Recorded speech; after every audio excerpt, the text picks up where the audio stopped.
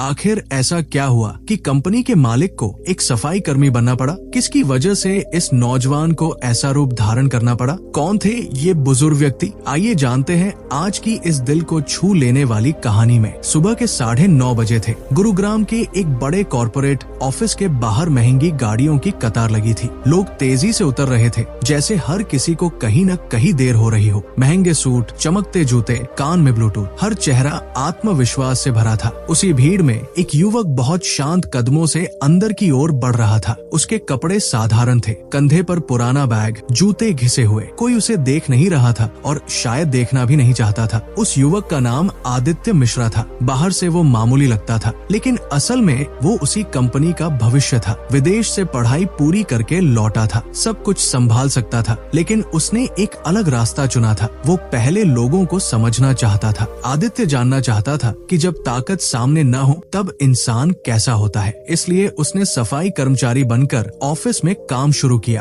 पहले ही दिन उसे एहसास हो गया कि यहाँ पद सबसे ऊपर है और इंसान बहुत नीचे। कोई आंख मिलाकर बात नहीं करता था। थोड़ी देर बाद एक तेज आवाज गूंजी, यहाँ क्यों खड़े हो? एक महिला सख्त लहजे में बोली। उसकी आंखों में चुभन थी। आदित्य ने सिर झुका लिया। उसने कोई जवाब नहीं दिया। वो जानता था कि ये सिर्फ शुरुआत है। उस पल उसे समझ आया कि सबसे भारी शब्द वही होते हैं जो बिना गाली के भी चोट कर जाते हैं। दोपहर होते होते ऑफिस में हंसी फैल गई। कैंटीन में लोग बैठे थे, बातें कर रहे थे, मजाक उड़ रहा था। नया सफाई वाला बड़ा सीधा है, किसी ने कहा। दूसरे ने हंसते हुए बात आगे बढ़ा दी। आदित्य पास ही फर्श साफ कर रहा था। उसने सब सुना, लेकिन चेहरा शांत रखा। वो चेहरों को याद कर रहा था। वो समझ रहा था कि इंसान का असली चेहरा तब दिखता है जब सामने वाला कमजोर समझा जाए। दिन बीतने लगे। रोज वही आदेश, वही ताने, वही अनदेखी, लेकिन आदित्य सब सह रहा था। इन्हीं दिनों उसकी मुलाकात रमेश से हुई। उम्र ज्यादा थी, शरीर थका हुआ, लेकिन आंखों में अजीब सी शांति थी। रमेश सालों से वही काम कर रहा था। कोई शिकायत नहीं, कोई दिखावा नहीं, बस काम और सादगी। एक दिन आदित्य ने धीरे से पूछा, लोग बुरा बोलते हैं, आपको बुरा नहीं लगता? रमेश मुस्कुराया, बोला,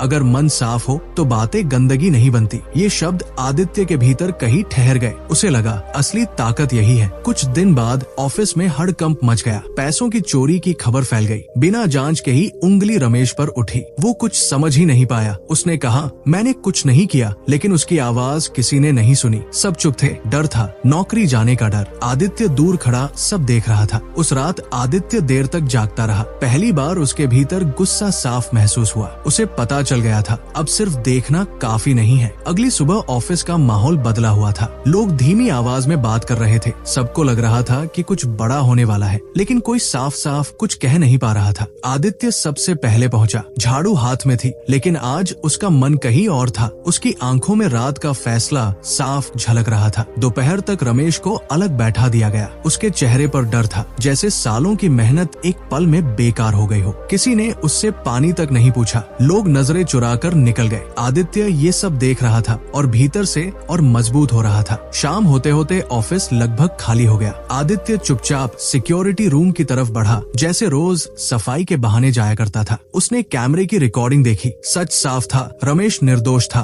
एक पल को आदित्य ने आंखें बंद की। उसने तय कर लिया कि अब खेल खत्म होगा। ये सिर्फ रमेश की लड़ाई नहीं थी, ये इंसानियत की परीक्षा थी। अगली सुबह ऑफिस के बाहर वही गाड़ियां थी, लेकिन आज एक काली गाड़ी सबसे अलग थी। सबकी नजर उसी पर टिक गई। गाड़ी से वही आदित्य उतरा, लेकिन इस बार झाड़ू नहीं थी। सादा सूट, शांत चेहरा और आत्मविश्वास से भरी चाल थी। किसी को यकीन नहीं हुआ। वही चेहरा, वही आंखें, लेकिन अब कोई उसे अनदेखा नहीं कर सकता था। मीटिंग का ऐलान हुआ। सभी कर्मचारियों को बुलाया गया। रमेश भी डरते डरते अंदर आया। स्क्रीन चालू हुई। सच्चाई बोलने लगी। कमरे में सन्नाटा छा गया। किसी की आंख उठने की हिम्मत नहीं थी। आदित्य ने धीरे से कहा, मैं यहाँ देखने आया था, फैसला सुनाने नहीं। लेकिन उसके शब्द भारी थे। उसने अपनी पहचान बताई। हवा जैसे थम गई। जिन लोगों ने उसे कभी नहीं देखा था, आज वही उसे देख रहे थे। रमेश को आगे बुलाया गया। आदित्य ने उसका हाथ पकड़ा। पहली बार रमेश को लगा कि वो अकेला नहीं है। उसे सम्मान मिला, सिर्फ पद नहीं, इज्जत मिली। उसकी आंखों से आंसू चुपचाप गिर पड़े। आदित्य ने कहा, ये ऑफिस कपड़ों से नहीं, कर्म से चलेगा। शब्द कम थे, असर गहरा था। जिसने अपमान किया था वो चुप थी। पहली बार ताकत बेबस दिख रही थी। मीटिंग खत्म हुई, लेकिन एक नई शुरुआत शुरू हो चुकी थी। लोग चुप थे, मगर सोच रहे थे। रमेश ने बाहर आकर आदित्य को देखा। बोला, बेटा, आज समझ आया कि भगवान नौजवान देर करता है, अंधेर नहीं। आदित्य मुस्कुराया। उसने महसूस किया कि असली जीत शोहरत नहीं, सही समय पर सही फैसला होता है। उस दिन के बाद ऑफिस वही रहा, लेकिन लोग बदल गए। अब कोई छोटा नहीं था और ये कहानी सिर्फ एक ऑफिस की नहीं रही, ये हर उस जगह की बन गई जहाँ इंसान को कम समझा जाता है।